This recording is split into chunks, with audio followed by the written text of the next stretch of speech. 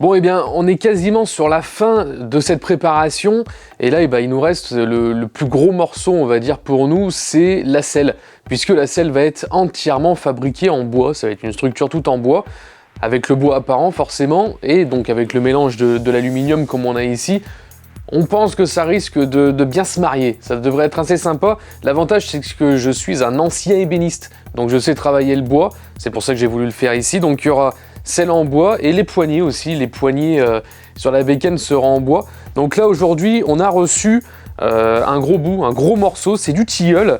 Donc pourquoi du tilleul? Tout simplement parce que c'est un bois qui est facilement sculptable, enfin facilement, c'est le meilleur bois pour sculpter parce qu'il y a, le veinage est quand même très serré, c'est un veinage très peu apparent.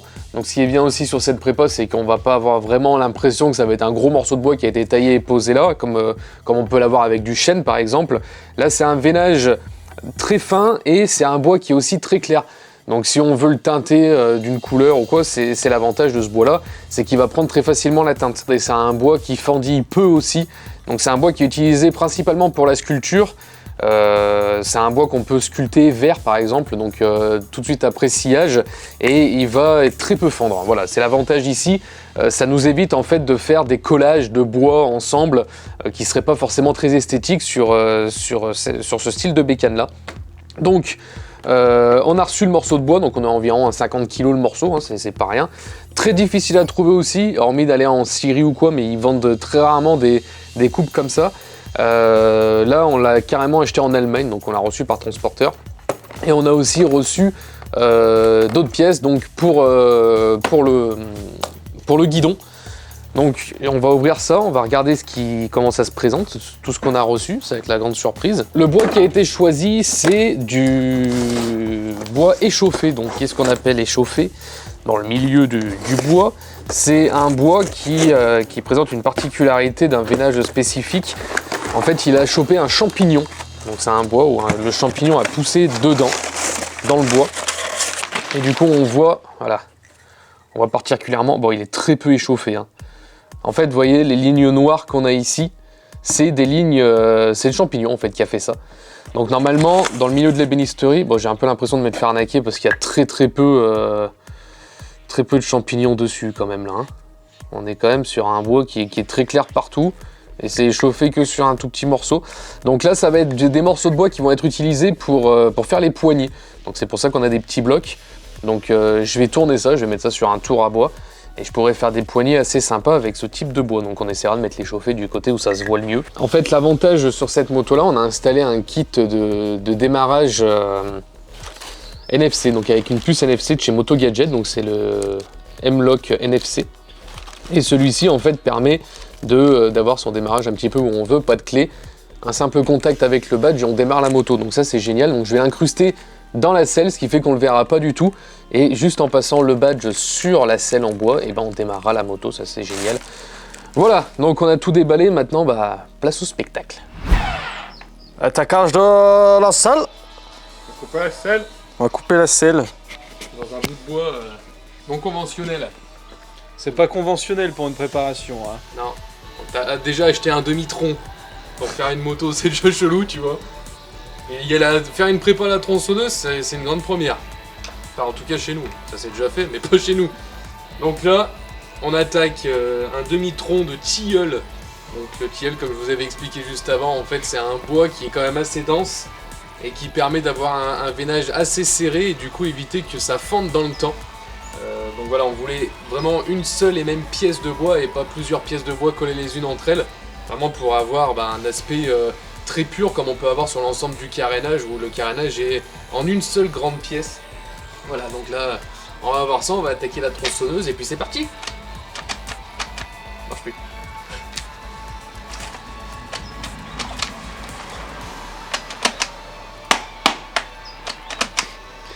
Elle est neuve. Allez, c'est parti.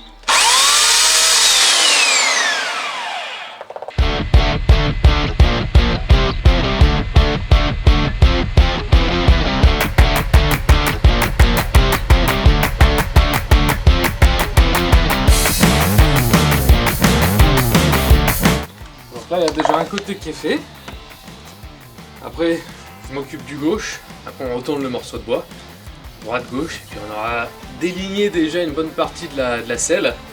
Et puis après je pense que je vais encore attaquer quelques petits morceaux dégrossir à la tronçonneuse, et puis après on va attaquer avec les gouges, hein, les gouges de sculpture pour dégrossir un maximum. Et je vais aussi utiliser des disques à meuler qui se mettent, à râper même, à dégrossir énormément, qui se mettent sur la disqueuse directement. Donc on vous montrera ça aussi, ça risque d'envoyer des cocos un petit peu de partout. C'est pas que je suis habitué à ce gros travail de dégrossissage manuel, normalement j'utilise des grosses machines, bon là c'est un atelier de mécanique, hein, c'est pas un atelier d'ébéniste. Donc on y va avec la petite tronçonneuse et puis ça va bien comme ça. Bon, là on a le gros bloc, donc la base qu'on va dégrossir. C'était pas facile, hein. Avec une scie électrique, c'est jamais très simple, mais là du coup, On va la laisser comme ça. je pense que c'est pas mal comme ça, ouais. C'est dur comme un bout de bois, mais ça va être. Là, je vais redégrossir, je vais continuer à dégrossir la scie du coup, parce qu'il y a encore un bon gros bloc à faire partir à la tronçonneuse. Je vais dégrossir légèrement l'arrière aussi, mais c'est pas une tronçonneuse qui est vraiment faite pour. C'est vraiment fait pour tailler. C'est pas une tronçonneuse qui est utilisée principalement pour la sculpture, on va dire. C'est pas le même type de chaîne qui est utilisé. Donc là, je vais essayer de dégrossir au max pour me faciliter la vie après. Après, on va passer du coup sur les disques. Donc c'est du disque spécifique pour meuler. Donc ce qu'on appelle en fait du disque râpe, hein. C'est ni plus ni moins qu'une râpe en forme de disque et qui se fout sur la disqueuse. Et avec ça, je vais encore pouvoir tailler encore plus propre et surtout avec plus de détails, plus de minutie. Et puis après, ça va être gouge de sculpture pour faire bien propre, ponçage, etc. Donc il y a encore pas mal de taf, mais voilà, on commence déjà à avoir une bonne partie dégrossie. Bon, ce matin arrivé au bureau, Florian a bien bossé sur une partie de la selle avant de se prendre un gros coup de meuleuse dans le thorax.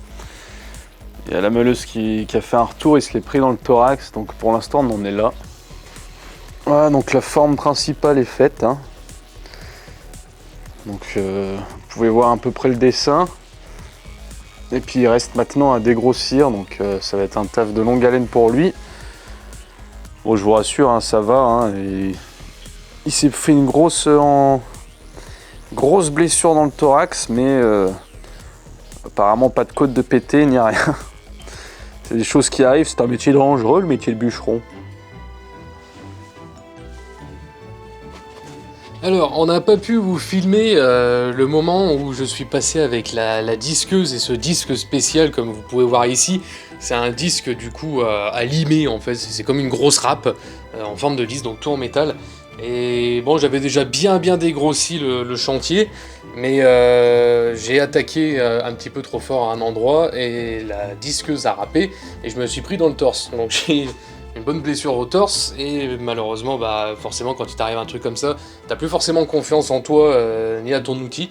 Donc du coup, tu fais tout à la main. Et là, ce sera forcément plus précis d'être à la main, c'est forcément aussi plus long. Mais voilà, là, du coup, j'ai entamé à la scie à main la plupart des formes les plus grosses pour enlever les plus gros morceaux. Et puis maintenant, c'est à la gouge de sculpture comme celle-ci. Vu que j'étais aussi un ancien sculpteur, j'ai tout le matos pour. Et maintenant, je vais sculpter la selle, vraiment pour lui donner toute la forme, maintenant que le gabarit, le plus gros du gabarit, est tracé, est fait et découpé. Voilà.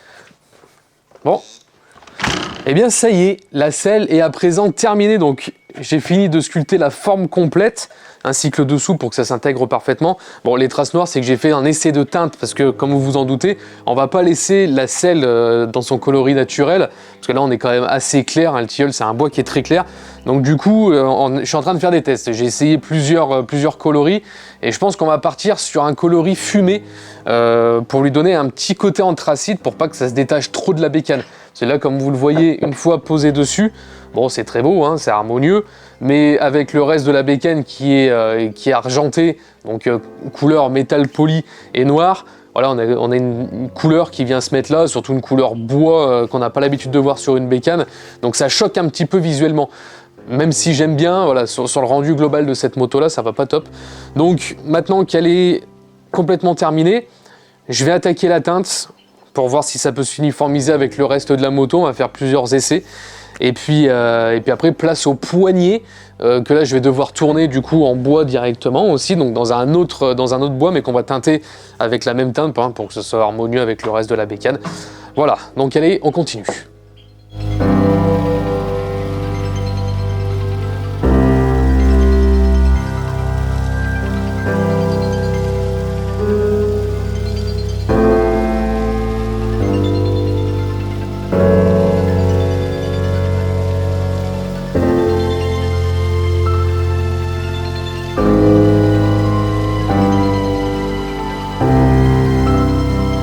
Alors ça y est, la selle est maintenant terminée, donc là maintenant vous le savez, hein, elle est installée sur la bécane, vous l'avez déjà vu terminée, mais pour vous expliquer maintenant ce qui a été fait sur la selle, j'ai passé un vernis imperméabilisant, donc il y a plusieurs couches de imperméabilisant, ça c'est dur à dire comme mot, et on est sur un vernis brillant pour faire ressortir au maximum le veinage et les petites paillettes qu'il y a aussi dans la teinte, parce que c'est une teinte un petit peu pailletée. J'ai aussi modelé de la mousse haute densité sur la selle, donc j'en ai pas mis de partout pour pas que ça fasse un gros pad. C'est pour ça qu'on a une rainure au centre pour voir la selle et aussi pour utiliser la fameuse clé NFC donc de chez Moto Gadget, et du coup en passant directement entre les deux, comme je vous avais dit, j'ai intégré le contacteur dans le bois directement, et ça nous permet du coup d'activer la bécane beaucoup plus facilement. Là, on a terminé sur la selle, maintenant place au poignet, on vous montre ça tout de suite. Bon, et bien maintenant que la selle est terminée, il ne nous reste plus qu'à faire les poignets en bois, et pour ça on va utiliser un tour à bois comme celui-ci. Donc on a... Où est-ce qu'il est mon morceau? Là. Au préalable, je les ai déjà pré-percés donc au diamètre du guidon. Vous savez qu'il y a deux diamètres différents sur des poignées. Il y a 22 mm pour le côté gauche et côté poignée de gaz, on est sur du 26 mm. Donc là, on a celui en 26. Et ici, que j'ai déjà installé sur le tour, on est sur le 22 mm. Donc maintenant, ce qu'il va falloir faire, c'est attaquer directement, donc dégrossir avec la grosse gouche comme celle-ci pour arrondir, faire déjà le côté cylindrique de la poignée, et puis après je vais venir former aux dimensions qu'il me faut pour faire la poignée définitive. Et après on passera au ponçage, etc. Ah voilà, et on a la GoPro qui est fixée ici, donc je vais tout vous montrer directement via la GoPro le travail de tournage sur bois. C'est parti!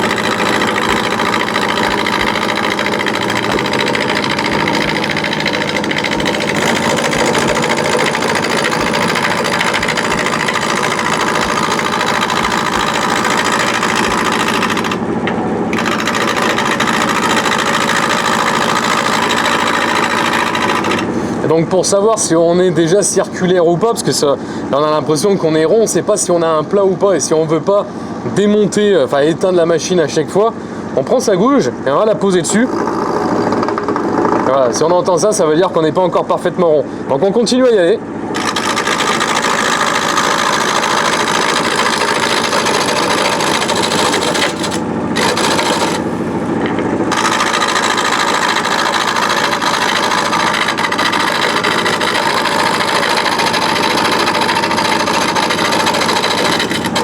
Là on commence à voir en fait qu'on a des copeaux qui sont de plus en plus gros, donc ça veut dire que forcément il y a plus de matière à attaquer.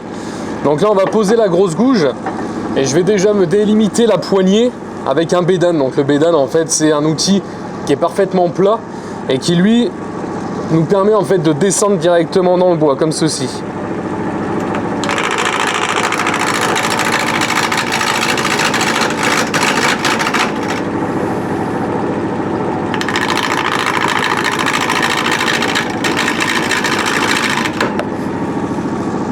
C'est ça qu'il faut faire gaffe.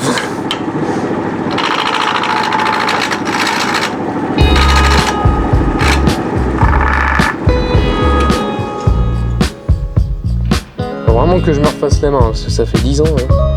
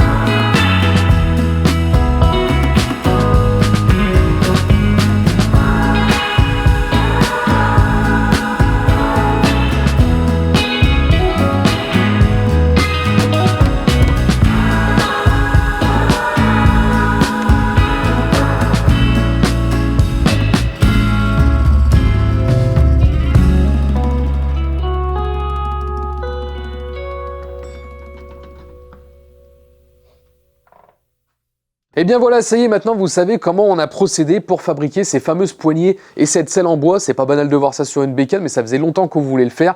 Et d'ailleurs, en parlant de cette moto, elle est à gagner jusqu'au 22 novembre. Pour participer, c'est très simple, vous allez soit dans la description de cette vidéo, frenchmotoprojects.com, vous cliquez dessus et vous accédez directement sur le site pour acheter le t-shirt Stellar et participer au concours. Attention, c'est limité en temps, donc vous avez que jusqu'au 22 novembre pour participer. Passé cette date, il ne sera plus possible de jouer.